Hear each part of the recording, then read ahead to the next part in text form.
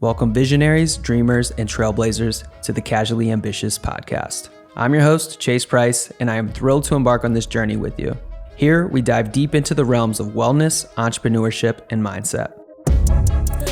Let's build a life we love while loving the life we live.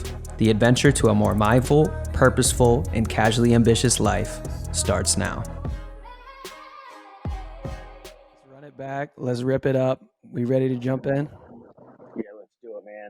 Let's do it. Well, welcome to the pod, Dev, a man who really needs no introduction, but I'm going to give you a brief one real quick and kind of explain how we know each other and how we've come across each other. So Dev, for those of you who don't know, big Instagram following. He's kind of gotten famous by doing some crazy shit, man. He's bear crawled a marathon. He's climbed some of the world's biggest mountains. He's started a household supplement brand, ProMix, among other things. I linked up with Dev through his Inner Circle program, which is phenomenal, where he brings founders, entrepreneurs, hungry, like-minded individuals invites them basically to his home, and we get to link up with each other, and it's phenomenal. So shout out to you, man, for just being a wild one. I knew I had to get you on the podcast. And as I was saying in the first little bit that we kind of cut through, was you consulted with me on the launch of my new coaching program, Casually Ambitious, consulted with me on that, which has been phenomenal. You're really big on community. You're really big on these aspects of bringing people together. And that's one thing I've really appreciated about you and about the Inner Circle program. So thank you for all you've done and for putting that Inner Circle program together, man. It's been phenomenal.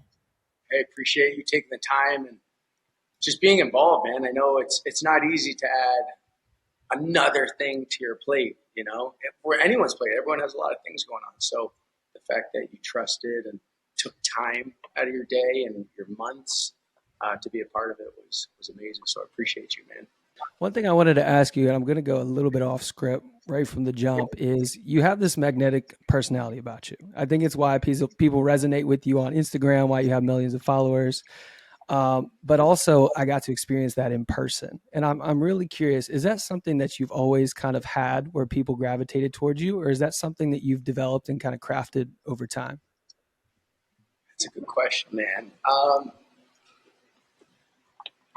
I don't think I've always necessarily had that. You know, I do believe that we're made up of our parents. And there's one thing my mom always said, and she's always like, look for the good in everything, right? In every situation, like, look for the good. And I think from my dad's side growing up, we would always be that household that had friends over and hosted cookouts and barbecues and just would hang out, and we were kind of that household. So I think always trying to stay positive from my mom's side, and from my dad's side, there's a little hospitality in there.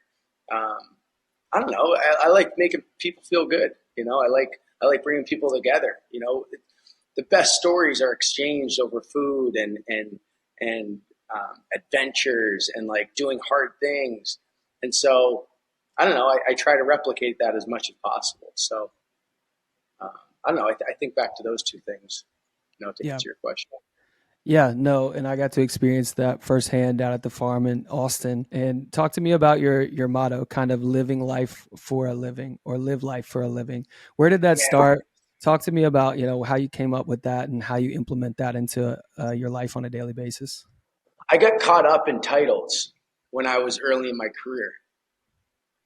You know, CEO, CMO, are you a founder? You know, what'd you do? What's your accolade? Who are you?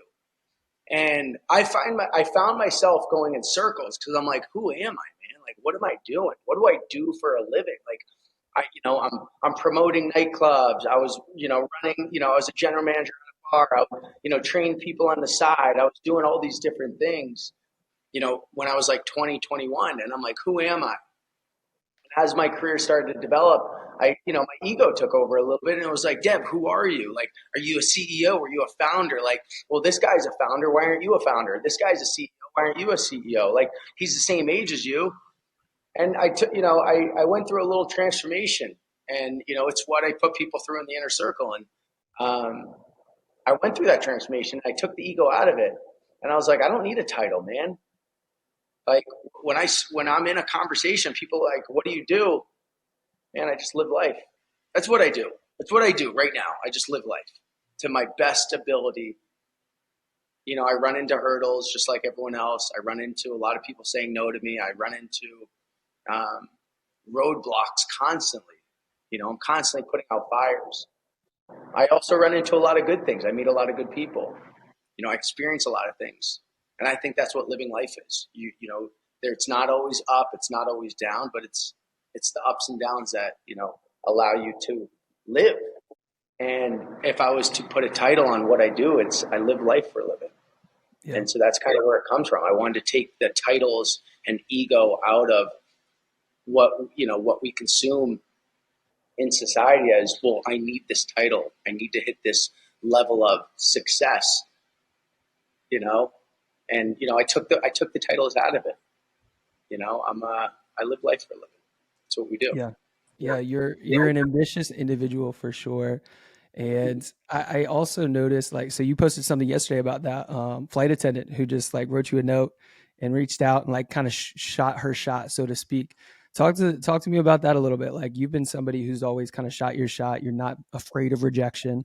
In the inner circle, Yeah. you're talking about, I get no 20 times a day sometimes, and it's just one of those things you work through. So like taking advantage when their opportunity presents itself and saying, you know what, fuck it. I'm not going to be afraid. I'm going to write the note. I'm going to have the conversation. I'm going to put myself in an uncomfortable situation and kind of go for it. Yeah. I'd say there's only one thing on the planet that we can't replicate and we can never get back, and that's time. And most of our time is taken away because inside our brain, we're constantly going back and forth and we're indecisive on decision making. And a lot of that decision making is fear based. And it's the fear of being told no. It's the fear of, something not working out how you wanted it to, or it's the fear of, shoot, what if my parents get mad at this? Or it's the fear of, well, what if my friends make fun of me for this? So I just take the fear out. My aunt told me when I was young, I was looking for this summer job, and she's like, just go ask him. The worst he can say is no. And that always stuck with me. And I'm like, you're right. The worst that they can say is no. That's the worst thing that could possibly even happen is no. The world's not going to burn down. That your car's not going to blow up. You're not going to, the worst that could happen is no. Someone saying, you know what, Chase? No, I don't want to go on your podcast. No, I don't have time to go on the podcast. That's the worst thing that could happen. And guess what? Chase, you move on and you go find the next person. Life goes on. That's the worst thing. So that's kind of what goes through my head. And so I value time so much. I don't like being indecisive. And when I go to ask questions or when I go and pursue something, I think of two things. I think of my values, right? Things I live by, because I can't make a decision if I don't know who I am and what I'm about and why I'm making this decision. Those values are family, community, giving back, health, and my freedom of time. And so that's the first thing I think about when I'm about to go pursue something or I go and ask a question. And then I'm like, if this is a no, that's okay. At least I hit on my values. So if they say yes, I am freaking ready. But if they say no, I move on. And that just gave me a lot of time back in my day because I wasn't being indecisive. I just go and ask versus, beating around the bush and wondering and assuming what's going to be said or what they're going to say. Or, I kind of you go for it. I don't like wasting time. That's a great segue. My next question was going to be about your value-based living approach. You're somebody who preaches like identify those 4 to 5 core values and fucking go all in on them, build your businesses around them, have your relationships around them, which is phenomenal. I've started doing that. And I've got a fresh start with this new business of being able to build it around those core values, which has been really phenomenal. When did you start to change the way that you went about your daily life and like making every decision based off your core values, and what started to change when you did that? I was getting really overwhelmed about 4 years ago, really overwhelmed with where my career was going, who I was impacting, what I wanted it to be, my time, people taking time from me. And when I chatted with my mental performance coach who runs the inner circle with me, Johnny, He's like, Devon, if a person, place, or thing doesn't add value to your life, you fill in the words. And I was like, okay, let me fill in the words. I was like, what do those words consist of? And he's like, things that are your no matter what. Like, what are your absolute no matter what's in life? And those are my 5 values. And so then the sentence went, if a person, place, or thing doesn't add value to your life from a community standpoint, from a family and friend standpoint, from a health standpoint, from a giving back standpoint, or a freedom of time standpoint, then that person, place, or thing is actually taking value from you. And I wrote that on my whiteboard in my office. And I started to look at my calendar, and I started to look at all the to-do things I'm doing.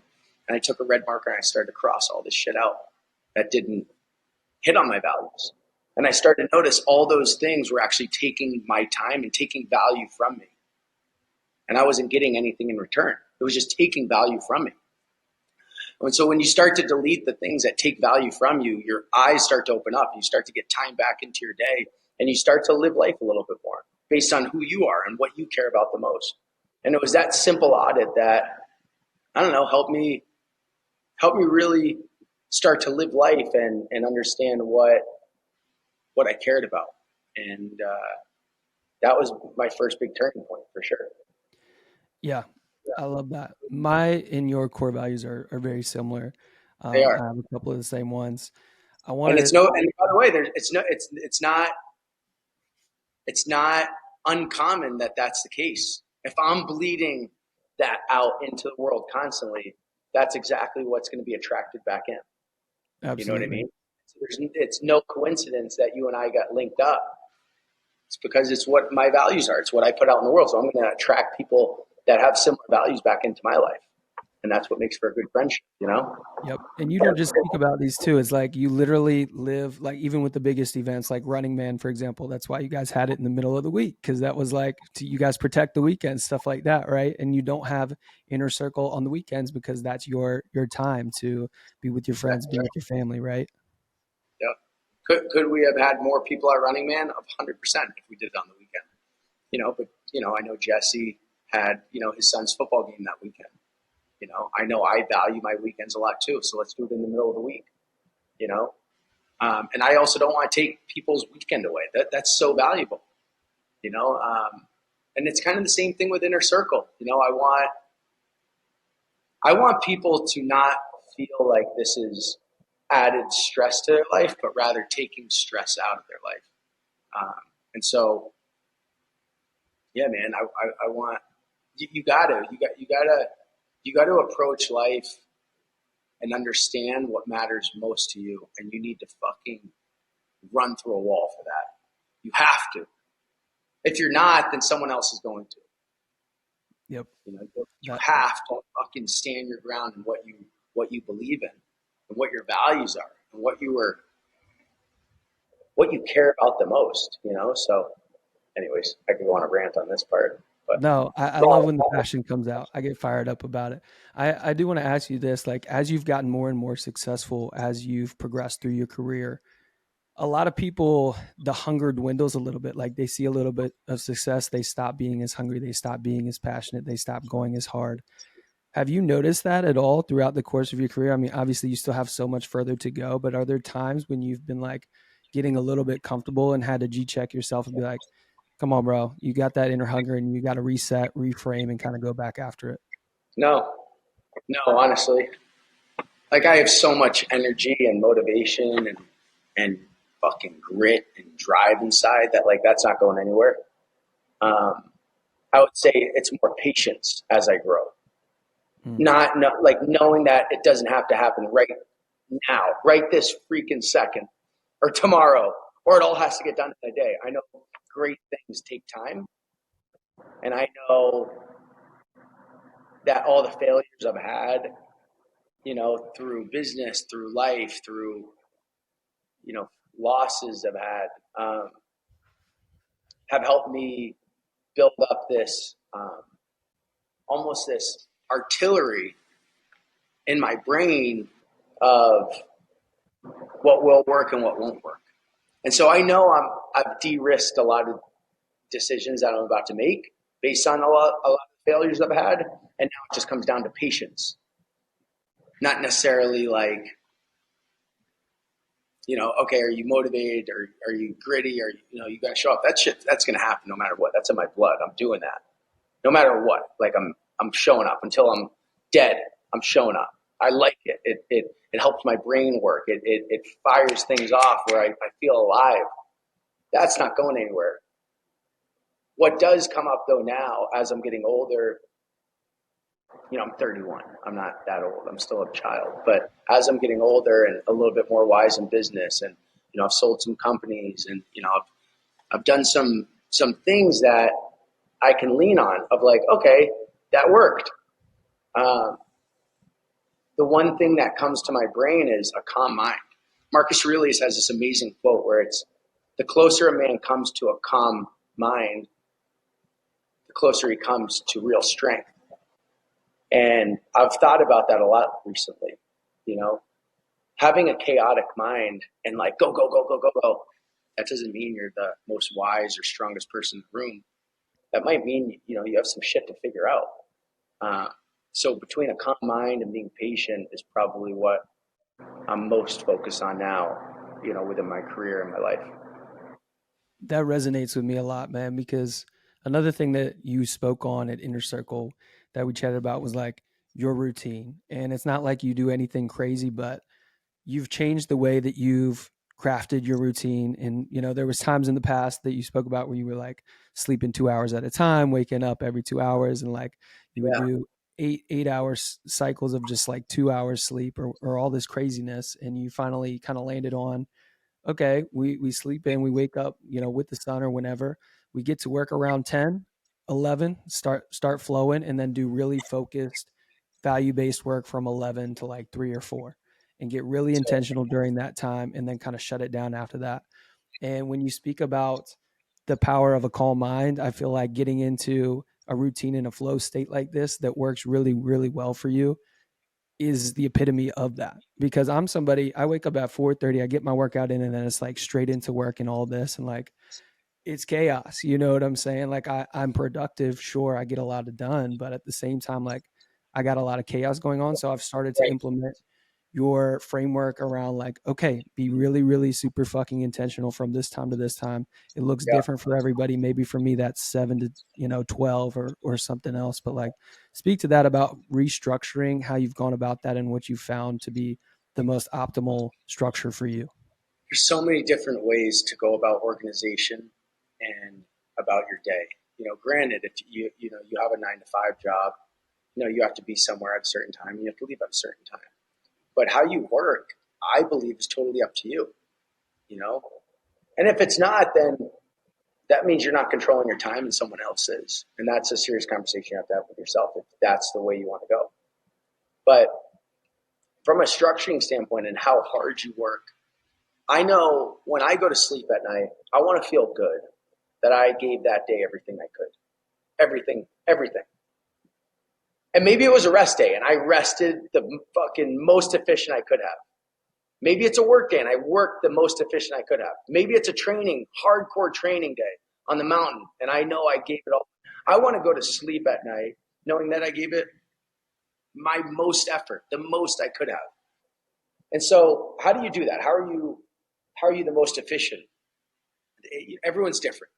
Like you said, I tried multiple different types of sleeping patterns, and I did, like I said, I did something where I would be awake, and every 30 minutes I would take like a 5-minute nap, and I never slept that night. I only took 5-minute naps for like 24 hours, and I don't know, that was wild, but that didn't work. And then I tried something where I would get up really early, get all my work done in the morning, be done by 12 o'clock. That didn't really work for me. I tried things where I would get up later. I'd go to bed really late, work until like 1 a.m., get up at like 10, start working again at like 12, do that. That didn't work. What I noticed, what works for me, and this might not work for everyone, but I like having my mornings to where I can work out. I can, take my gut health medicine. I can, pet the horses, ride the horses, feed the cows, go collect some eggs, make an omelet. So like having a morning where I'm like focusing on myself, my shoes are off. And I just, it's my morning. I feel very accomplished. You feel very accomplished when you do things that your hands are completing. I grew up working in construction. And so doing drywall, like you feel very fulfilled when you hang an entire house of sheetrock. And it's the same thing on a farm or simply, I know everyone's seen the viral video of the sergeant talking at a graduation where he's like, make your bed in the morning. You'll feel accomplished. It's the first thing it's the same concept, but just extend that a little bit. Extend that 2-3 hours. Now go into work feeling already accomplished. Expect to probably say no to from like 11 to 3. I'm expecting to say no. I'm going to give it everything I have, but I know at 11 to 3, I am going balls to the wall. You know what I mean? And then after that, I want to take my time. The problem is what I used to do is I'd work so much and I would get so drained out. And if we're talking about flow state, your body cannot stay in flow the entire day. It has 75 minutes. And in order to tap back into flow, which is a real scientific pattern that your brain jumps into, is essentially you have to go do something really hard and something mindless. And so every 75 minutes, I'll jump in a cold plunge, and then I'll sit in the sauna, or I'll take a walk, do something mindless, where I don't have a phone, or I don't have a book. I'm literally just walking and looking at grass, right? And by doing that for 15, 20 minutes, every 75 minutes, it helps me tap back into flow that next 75 minutes. So I'll do that 2 or 3 times throughout the day. So people look at me like, Deb, why are you doing cold plunge 3 or 4 times a day? Well, it's how I can reset my brain so I can tap back into flow for 75 minutes and have an efficient 4 or 5 hours in that middle of the day. And I can just really get things done and be productive. Yeah. Versus, going and saying, hey, I'm going to work for 14 hours a day. Are you really working for 14 hours a day? Absolutely and if not. so, is that sustainable? I'm looking to have this exact schedule when I'm 95, 100. The exact same schedule, doing the same thing. Maybe the companies are bigger. Maybe the farm's bigger. Maybe I'm helping more people. But essentially, it's going to be the same schedule because it's a sustainable way of living. Yeah, I was thinking about your sauna cold plunge routine because I got to experience it firsthand when I was down there. You do it like grabbing a cup of coffee. Like everybody goes to the coffee pot and pours another cup, and you just go do a sauna and cold plunge, and it rejuvenates you probably tenfold what a cup of coffee would actually do. But that's how often you're doing it. Like I had never seen somebody be so intentional where they're doing it so many times in a day, but like that's your thing, and that's what gets you fired up, and that's where your energy comes from. So it makes sense. Feel it, man. Yeah, it's a real thing. I'm going to go sauna right after this call. Nice, man. I know we're coming short on time here, but I No, do we're want good. to ask you. We got time, man. Okay, cool. So you have a shitload of accomplishments, right? You've bear crawled the marathon, which like I'm in great shape. I run 100-mile races, but I still cannot fathom bear crawling a fucking marathon, which is just absurd. You've climbed some sick mountains in Argentina, Antarctica, Africa. You got Everest coming up, right? Everest is about 100 days away. 100 days for Everest. You just did Ride of a Lifetime last year. I'm curious. I want to ask about what Everest training has looked like, but I'm curious, one, what you're most proud of, and two, what's been the most like rigorous and tough on the body. I have a feeling I know, but I'm curious what your answer is. I'd probably say the bear crawl for sure. That was something I trained so long for. And How long did you train for it? An entire year, and it's something I didn't. I mean, the day of, I went in with a non-negotiable mentality, like, hey, I'm not leaving this course until I finish this thing. I don't care if it takes me all week, overnight, whatever it takes, I'm going to finish it. And that's the mindset I went in. But, going into it, I was, on the fence. I'm like, man, everyone's telling me I can't do this. Like, there are doctors, there's experts. They're saying, no, there's marathoners, no way. I've never even ran a marathon before. All these people are saying, no way, Deb, you're going to hurt yourself. You're going to break a wrist. There's going to be too much pressure on your body. Your back is going to snap. You're going to slip a disc. Your muscles are going to take it. No one's ever done this. It's going to be too cold. Your hands are going to get blistered and it's going to be, bleeding. Like all these things. And so walking across that finish line, crawling across that finish line, felt really good. But I think what was more important during that bear crawl is, why I was doing it. and the intention behind it, and really the extrinsic motivator of hopefully bringing attention to suicide prevention and people struggling with mental health. Everyone has a story in this world. All you got to do is ask, and not enough of us are asking that exact question. How you doing, Chase? What's going on in your life? How are your parents? What are you most excited about this month? A simple call could literally save your life. And, I know when my dad took his life when I was 16, that was a big game changer for me. And I didn't speak about it for 10 years. And so more importantly, out of the bear crawl, yes, there was an athletic accomplishment, but I was forced to talk about that on the news, on Good Morning America, on Today's Show, on Forbes, on all these different channels. They were interviewing me. And I was forced to talk about what happened to my dad on July 18th, 2008, after he dropped me off at driver's ed, after he went and jumped in front of a truck. I was forced to talk about that. And what that did for me selfishly is it helped clear my brain. It helped me become a little bit more open-minded in what's happening in this world and in other people's brain, and try to bring awareness to it. And also just help me feel light. Like I wasn't hiding anything. I wasn't ashamed. I wasn't angry. I was just like, this is me, man. This is the shit I've gone through. And this is how I've dealt with it. And so I would say I'm most proud of that moment based on how it helped me from a mental health perspective. How long was recovery after that? For sure. Man, I couldn't even do a push-up for like a month or two. I can do muscle ups pretty consistent. I'll rip like 15 in a row. I couldn't even do a chin up, let alone a muscle up. I couldn't even pull myself up to the bar. I couldn't even do it, Chase. I was so sore, man. I thought I had rhabdo or something because my body was like, what the hell did you just do to yourself?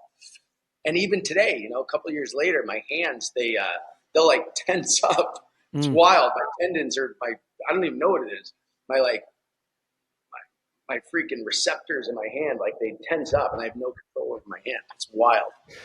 That was definitely the most hard. However, climbing Aconcagua, which is the highest point in South America, that was close to number 2 just because I wasn't acclimated. You're supposed to climb this mountain in like 8 to 10 days. And we ended up climbing it in 41 hours, top to bottom, which is basically like a speed climb. And when you're not acclimated, you start to really feel the altitude hit you.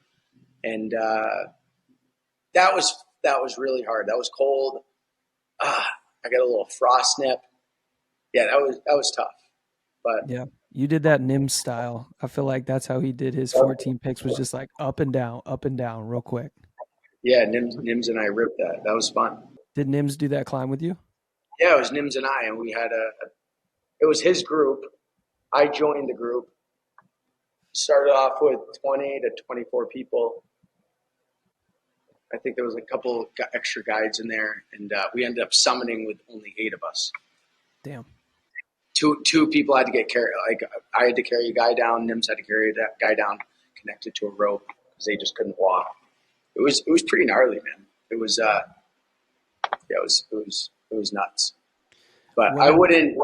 I'm not going to probably climb. I'm not climbing with a group on Everest just based on risk of what I kind of dealt with on Aconcagua. Like, you don't want to be. The more people you climb with, the more room there is for error. Right. And when you're dealing with a lot of crevasses, a lot of glaciers, a lot of ropes, a lot of, indecisive weather or avalanches, like you want to de-risk yourself as much as possible. So I'm doing a solo guide with my buddy, Dr. John, and that's it. And we're not even going next to anyone else. We're going on the Tibet side, and hopefully I know we'll get it done, but absolutely. Yeah, that should be tough. Are you guys using oxygen on that climb? And then what does your training look like in preparation for that? I haven't decided if we're using oxygen yet. It'll always be in our back pocket if we need it, but I want to see how my body I got to 23,000 feet with no oxygen. That 23 to 29,000 is a lot different, and there's a death zone involved in there. And so that's up in the air. keep me on top of that. I'll let you know in a couple weeks. And then training. I stay ready. Man. I train every day, cardio, strength. I don't want to get too, muscular, because then your body has to provide more oxygen to your bigger muscles, right? So um, I'm trying to stay lean, strong. Cardio's there, but then acclimating. I'm moving out to Colorado for a month to start acclimating and climbing with Dr. John to start getting used to each other on the mountains. Climb a couple 14ers, a lot of 14ers that month, and then we'll go out to Nepal and climb a couple more mountains, get used to each other even more, and then we'll start the trek to base camp. We're going to climb to base camp, then we're going to go from the Tibet side. So that's essentially what it looks like, but you just gotta figure it out. You gotta be open minded going into it. You can't expect an exact day to summit or an exact day to leave camp 2 or an exact day to do XYZ. Like, it is all depending on Mother Nature, how your body's doing in altitude. You have to respect everything that's happening on the mountain and not try to be a hero. So I guess just getting my mind right and de-risking myself as much as possible. Yeah. Yeah, this kind of goes hand in hand with the Misogi thing, or like picking that one thing a year that scares the shit out of you to kind of get after. You do a lot of those things, probably more than one a year, but there's something very powerful about like planting your flag in the ground and saying like, all right, this is it. This is the goal. And let me reverse engineer that. The work's going to fall into place. Like, as it's going with you, you're going to figure out how to acclimate and do all these things. So I love that. Do you pick like one kind of huge thing per year that you want to take on, or do you just think about it like I'm open to? I got a lot of crazy friends. I got a lot of options, so I'm just going to be open to saying yes to some of this stuff. Yeah, I mean, I definitely have in the last 4 years, right? Whether it was, doing the bear crawl, then the next year I climbed Kilimanjaro and Aconcagua, highest point on Africa, highest point in South America. Then the next year it was, climbing Antarctica with SpaceX, and then, riding my bike across America with Jesse and the crew. This year, it's definitely rim to rim to rim in the Grand Canyon with Jesse Itzler and a couple of our buddies, and climbing Mount Everest. Those are the two things I really want to do this year. And then next year, I haven't decided. I'll probably try to climb Denali next year. And I don't know. I want to get these done. My problem is that I do too many things back to back. Right. And that's why I said patience at the beginning of this, because when you do too many things back to back, you actually forget about what you just did. So an example was I went to Qatar to watch the World Cup with the Al Thani family, like the prince and princess of Qatar. Like, I'm there. I'm in a box at the biggest event probably this world has ever seen. There was 3.5 billion people that watched this. And I'm there, and it was an amazing, amazing event. And then I went to Antarctica with SpaceX. And then I rode my bike across America. And they were all pretty back to back.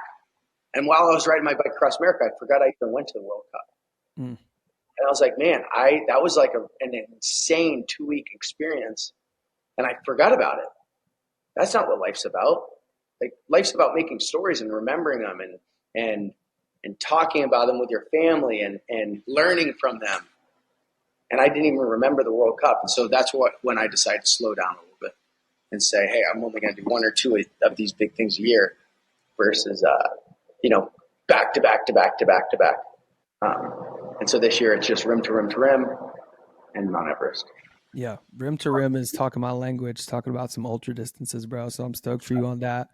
I am curious, like, what is it about mountains and climbing that kind of speaks to you? I'm the same way of like, beyond ultras, I want to get into climbing. Now, my wife is like terrified of me going out and going to something like Everest and climbing. I'm going to do it, but we're going to work our way there eventually. But talk to me about like what it is that the mountain speaks to you and like why you like that as your challenge.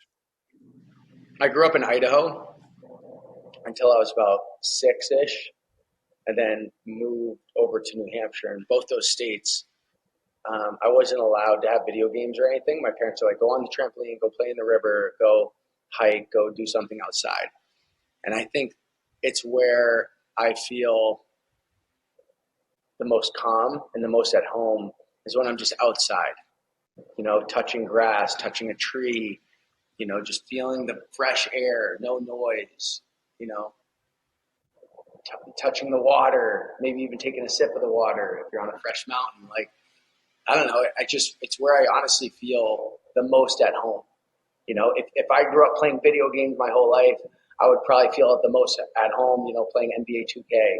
If I grew up, go-karting my whole life, go back to when you feel the most as a kid, and I encourage everyone listening to this, like, what are those moments as a kid where you felt the most as a kid?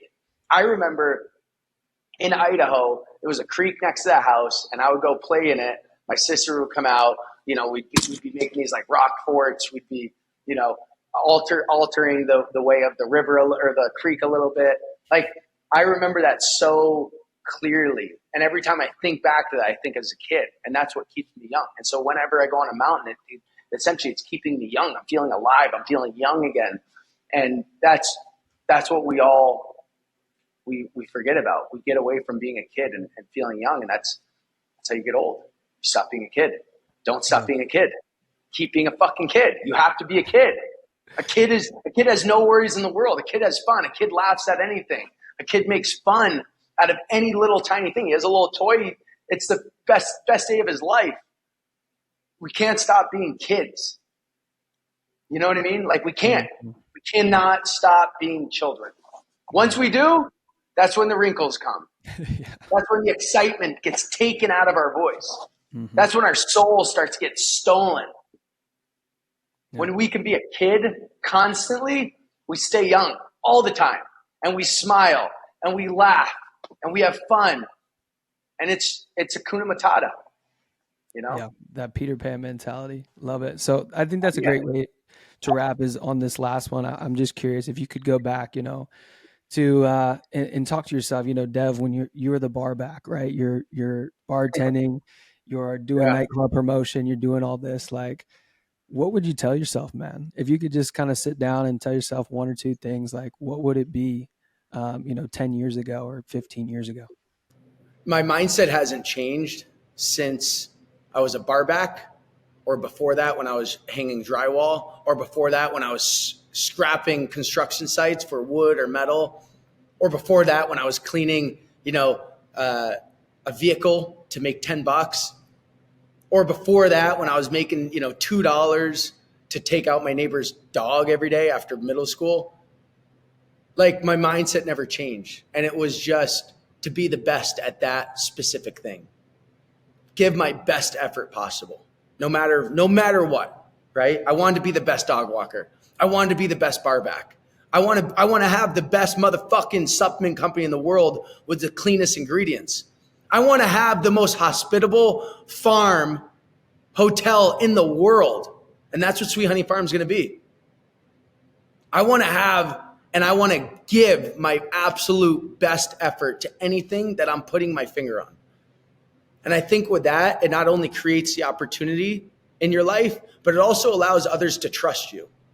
There's a big barrier of trust in this world, especially when you're in business. It's like, can this person do this or can they not? And when your partners or when people know that, hey, this person is going to give their absolute best effort, they're going to trust you, and that's where the opportunity comes from.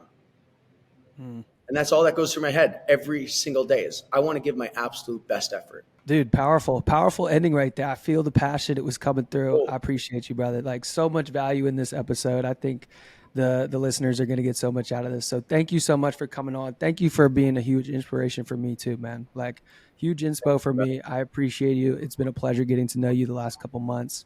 And I'm looking forward to what you do next and following along, man. Thank you for coming on. Appreciate it. I appreciate you, man. Appreciate you being a part of the inner circle. Appreciate you having me on, and keep ripping, man. Keep freaking ripping. You're doing it. Keep fucking ripping. Yes, sir. I'll see you soon, brother. Thank you. Man, much love.